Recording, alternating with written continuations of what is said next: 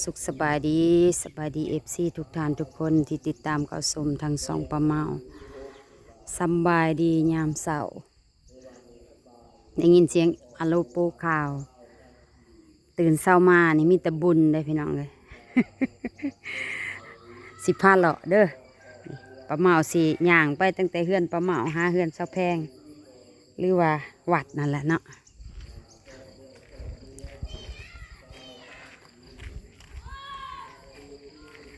มืออื่น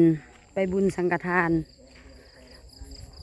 บ้านดงดอกไม้พี่น้องเขตเทือนหินมืออื่นเป็นมือวันสิ้นใหญ่เฮาก็สิไปรวมบุญนำกันมีข้าวสารอาหารแห้งน้ำดื่มปัจจัยไสยทาน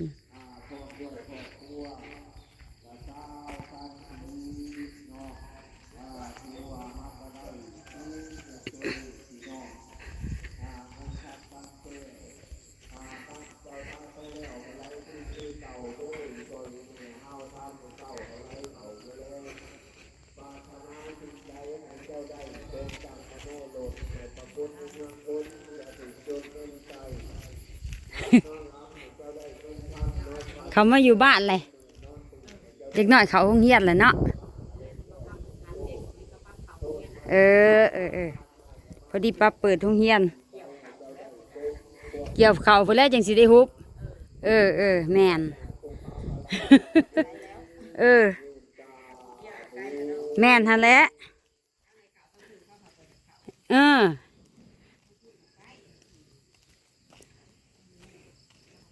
กระยาดอกโบอันหึงไปได้เกี่ยวเขากับข้าวเดียวคุมเมื่อนี่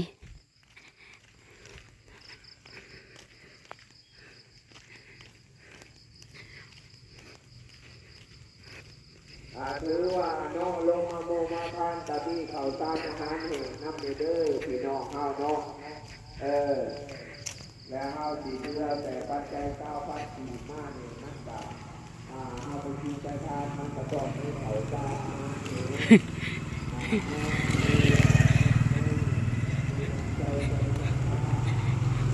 แล้ววะ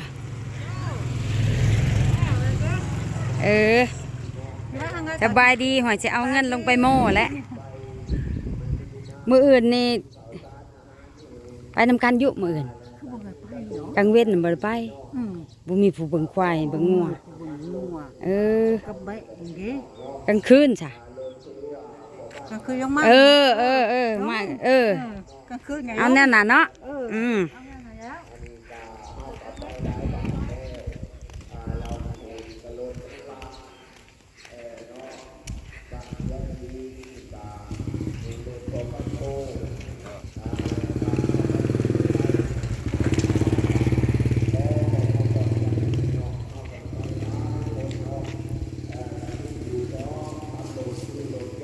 หอดแล้ว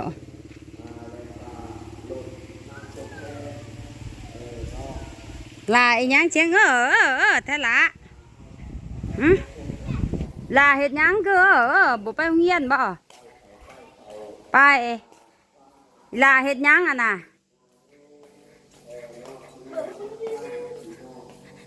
ใช้หมอกมาเบิ่งดูสบายดีพี่น้อง เพิ่นสิเบิ่งดูสิซ้ำป้าอะไรได้ความสูงน่ะป้าเพิ่นคนเตี้ยเนาะป้าเพิ่นคนเตี้ยคนน้อย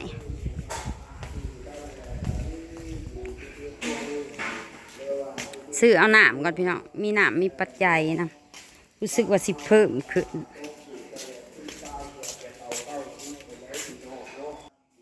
เอาน้ำให้ในลูกแพ็คหนึ่ง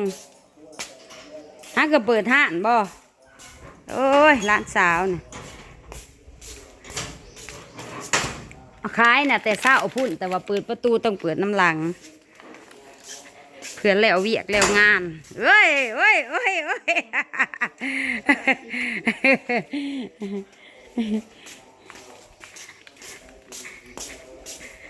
เอาน้ำแปรน่ะก่อนลูกลาเด้บอลงไปพร้อมกันบ่ลูกลาบอลงวัดบ่ห้อยบุรู้เรื่องซ้ำบ่นี่น่ะ ฮะฮะกินข้าว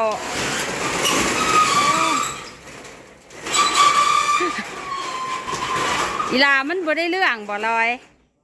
อีลามันบ่ได้เรื่องบ่หรือได้อยู่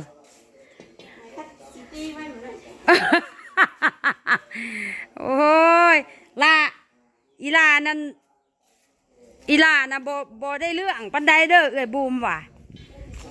แม่ว่ะอีลาเล่นร้ายช่วงนี่แม่ว่ะอีลาจะเล่นร้ายได้ลูกบ่ได้ได้มิแต่เป็นอันลูกโปรดป้าไร้ผัดถือก้านมังย่มผัดจีห้วยใส่ลงวัดจะอาย ลงวัดไปลงกับป้าซะไปบทอฮัดบอสลงไปโม่รอบก่อนเนี่ยไปโรงเรียนละบ่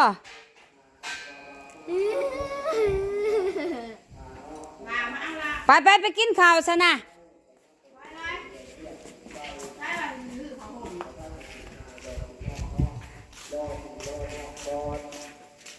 เบิ้งใช่แล้วน้ำโอ้พักกันหลังมาล่ะปลาคันปลาทูมาแล้ว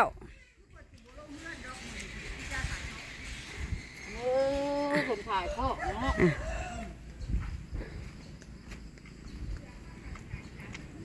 สบายดีหากระปุกกระบอกกันใหม่ หากระพบกระเพาะหากระมาตั้งแต่สุมพรไป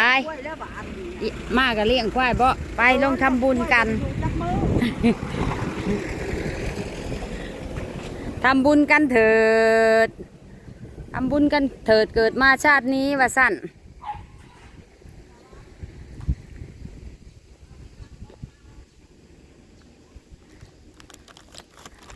มันเคยเถ่าพัฒนาหัวแล้วนี่คือสิงามกว่าเก่าอยู่ไอ้ไวเดอร์เคยเถ่าถาส้มพ้นงานอยู่นี่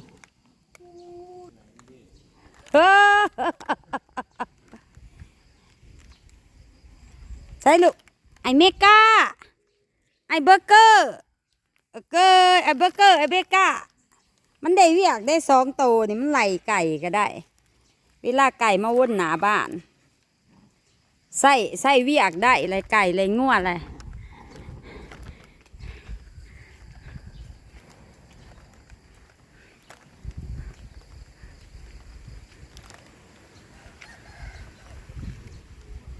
ขี้ดินไหลลงอีกเลยส่วงนี่ดินไหลลงแล้วมันสิฝืดขอฟ้าดินจงเป็นสักขีอันนี้ก็อยากมาเว้าถึงการเมนปุ่มลุมสามัคคีกันเนาะในคุ้มในหน่วยเพื่อเหตุให้มันแจ้งพี่น้องตามเส้นทางเนาะอันนี้ก็เป็นตัวอย่างแล้วก็คือนางลัดดาเพิ่นได้พร้อมเพียงเฮียงหน้ากันก็มีเอื้อยเพชรพังไทยและก็เอื้อยนุ้ยก็มาแต่พังไทยและก็นางสมแพงนางลัดดานางภูทรนางสุยเมนวลเมสมพงษ์ผู้ดาวเมท่อเมจันทาและก็นางหล่อพี่น้องเนาะก็ได้ปุ้มลมสามัคคีกันพี่น้อง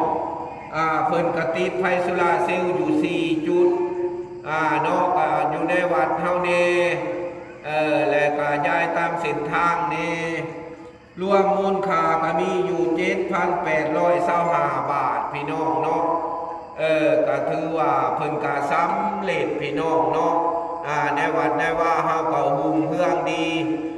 สว่างสวัยพี่น้องเนาะกลางคืนมาก็ได้เพราะว่าเฮาบ่ได้ปิดได้เปิด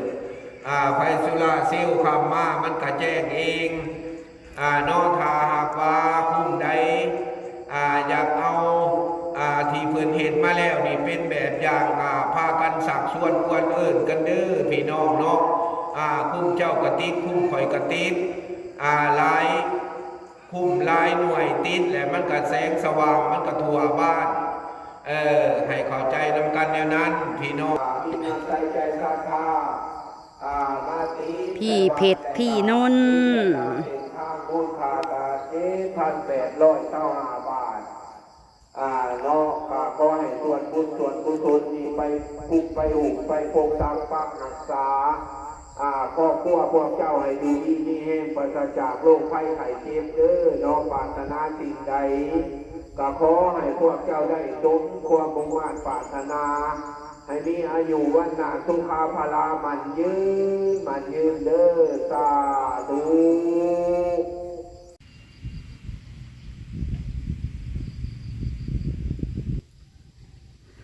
สงบสุขหุ่มเย็น